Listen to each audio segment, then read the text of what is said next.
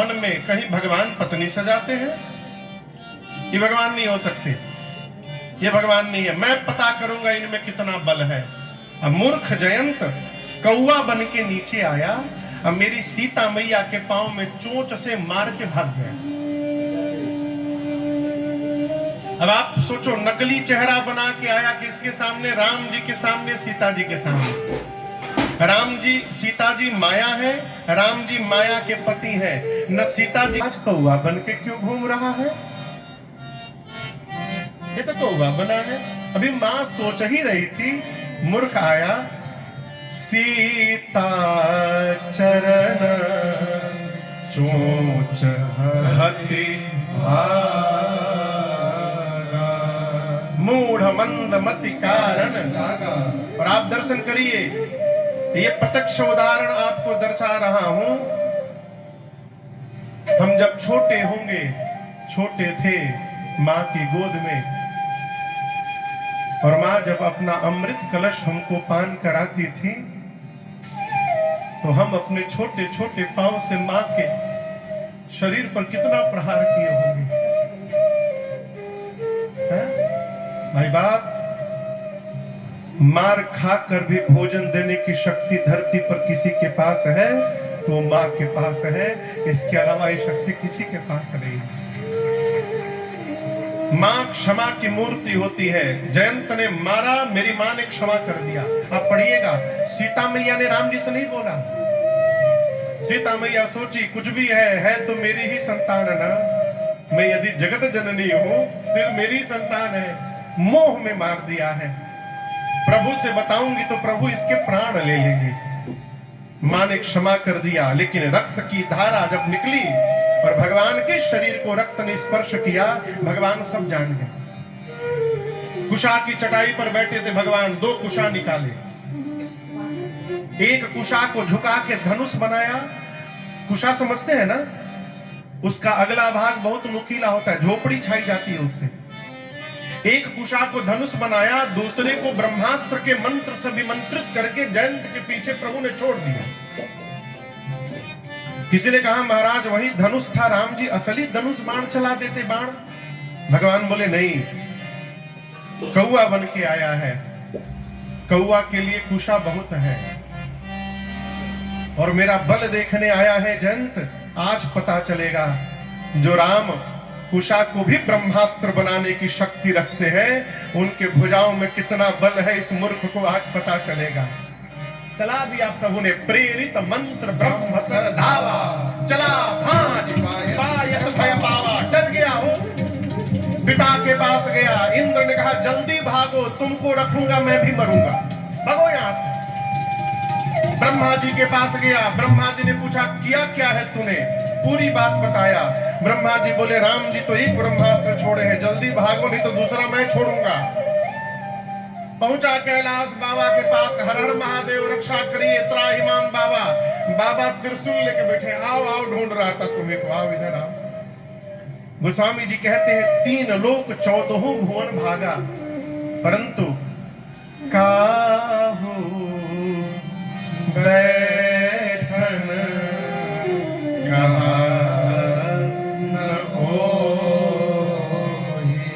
पूरी सृष्टि में किसी ने जयंत को बैठने के लिए भी नहीं, भाग रहा है।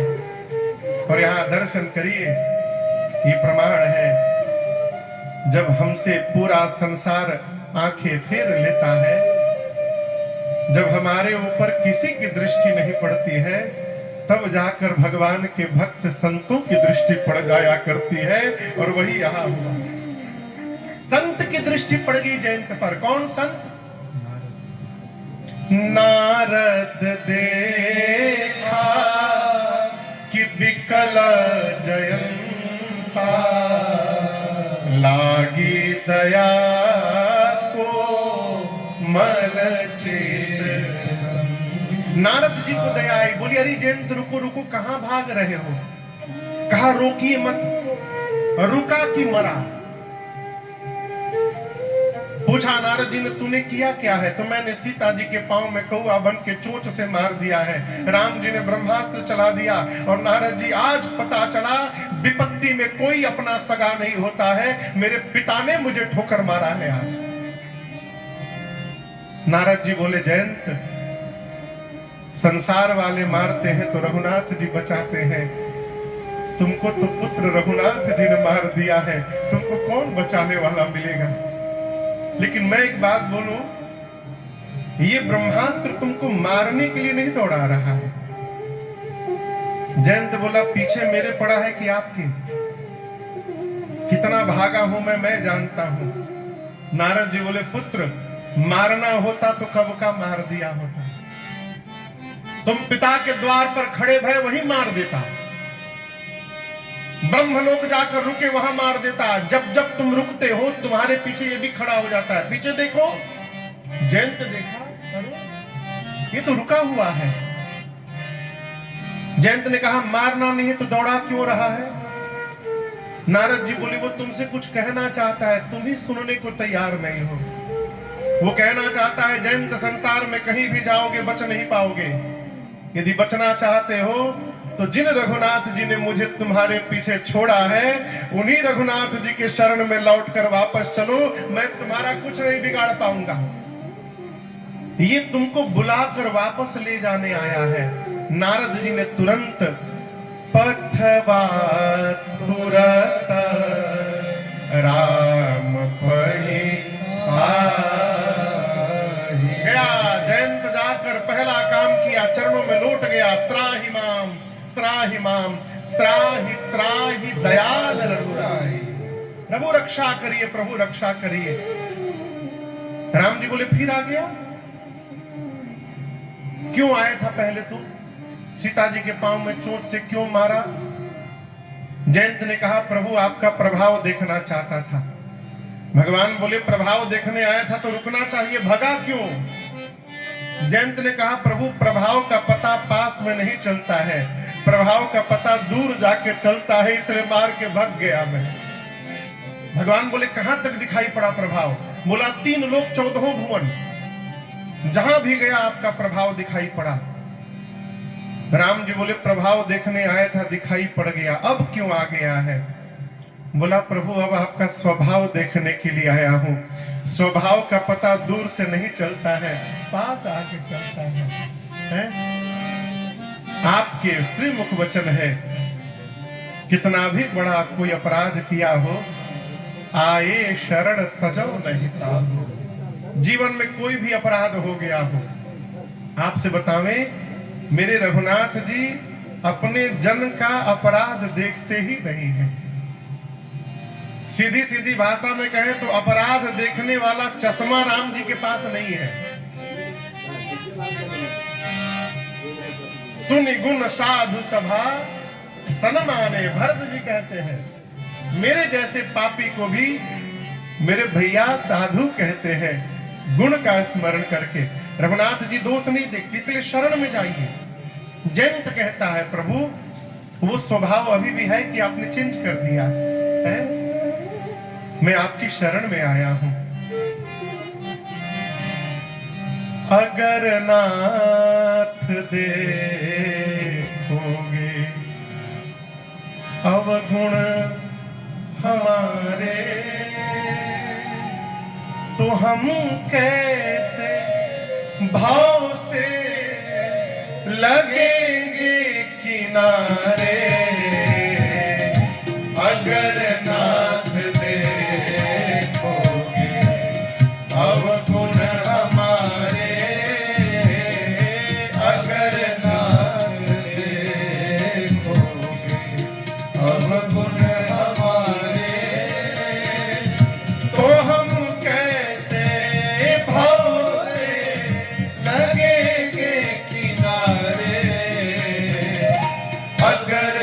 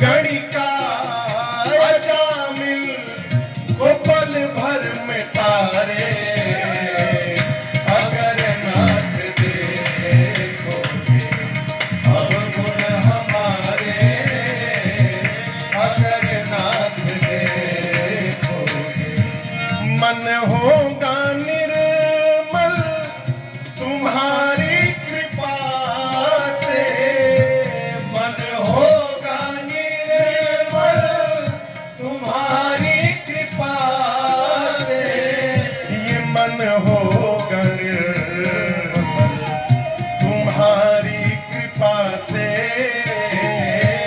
मन होगा निर्मल तुम्हारी कृपा से, इसे शुद्ध करने में राजेश हारे, अगर नाथ देखोगे अब गुण हमारे, अगर नाथ देखोगे अब गुण हमारे, तो हम कैसे भाव से लगेंगे किनारे, अगर नाथ देखोगे अब गुण हमारे, अगर नाथ देखोगे, अगर नाथ देखोगे, अगर नाथ देखोगे, हैं?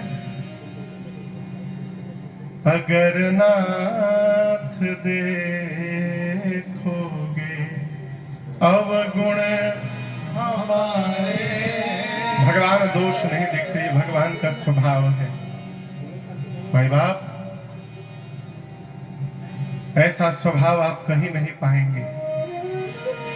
और जीवन में प्रयास करिए, आपके साथ जो लोग जुड़े ना, वो आपके प्रभाव को देख के न जुड़े, आपके स्वभाव को देख के जुड़े। क्यों? प्रभाव आज है, कल नहीं रह सकता है। आप बड़े अधिकारी बन जाइए, बस प्रभाव बड़ा हो जाएगा। लोग ढूंढ ढूंढ के आपसे अपना संबंध निकालेंगे। आप हमको नहीं पहचाने, हम आपके मामा के, जीजा के, फूफा के, सार के नाती हैं। अब लगाइए संबंध।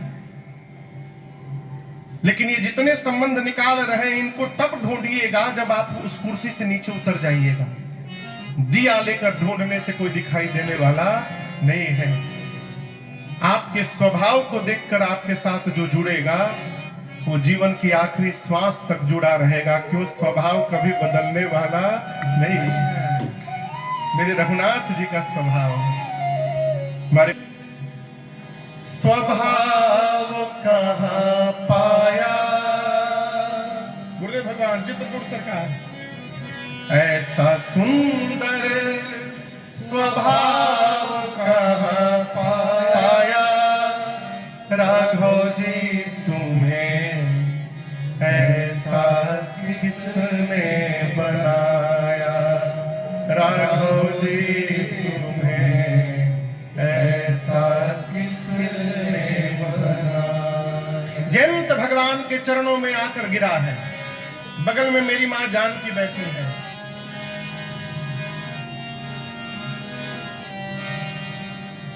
मेरी मां तब चौंक पड़ी क्षण में, कवि भैरव चोंच गड़ा चरणों में। मां चौंक पड़ी। भगवान ने चलाया बाण। सब लोक सशोक जयंत फिरा, न मिला अवलंब पड़ा चरणों में। पूरी दुनिया घूमकर, ब्रह्मांड घूमकर आया, वापस भगवान के चरण में। मेरी मां अपना दुख भूल गई, शरणागत काग पड़ा चरणों में। मां ने कहा, भगवान क्षमा इसको करिए, किसका सिर पुष्प चढ़ा चरणों में। मां ने कहा प्रभु इसको क्षमा करिए। और जैसे मां ने कहा, गोस्वामी जी कहते हैं, भगवान शंकर कहते हैं मां भवानी से, देवी अपराध तो ऐसा किया था कि उसका प्राण ले लिया जाए, लेकिन मेरी किशोरी मैया ने जब कह दिया तो भगवान ने जयंत को क्षमा कर दिया है? केवल उसकी एक आंख निकाल ली, एक नयन करी तजा भवानी। इसलिए देखिए, कौवा होते दोनों आंखें कौवा के, लेकिन वो दोनों आंख का प्रयोग नहीं करता। एक समय में कौवा एक ही आंख का प्रयोग करता है। कभी ध्यान से देखिए, कौवा जब देखता है या तो ऐसे देखेगा, अन्यथा ऐसे देखेगा। हम लोग सीधा देखते नहीं, देखता ऐसे ऐसे करके देखता है। भगवान ने उसकी एक आंख निकाल ली। आंख क्यों निकाल ली? आगे कोई ये न कहे कि राम जी के द्वारा छोड़ा हुआ ब्रह्मास्त्र विफल हो गया, उसकी महिमा बचाने के लिए। इस घटना के बाद राम जी सतर्क हो गए सीता मैया को लेकर। सीता मैया तो क्षमा करा देंगी सबको। इसका प्रमाण दर्शन करिए। राम जी आगे बढ़े, मुनियों से मिलते हुए अगस्त ऋषि के पास गए। अगस्त ऋषि ने कहा, राम जी आप पंचवटी जाइए।